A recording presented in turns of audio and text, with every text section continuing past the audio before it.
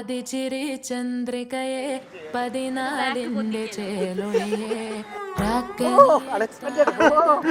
മതി പോലെ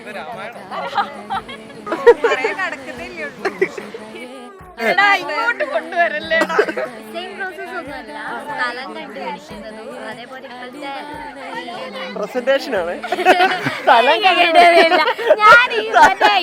bright B നിങ്ങൾ തന്നെ അറേഞ്ച് ചെയ്തു എന്നാണ് പറഞ്ഞു വരുന്നത്.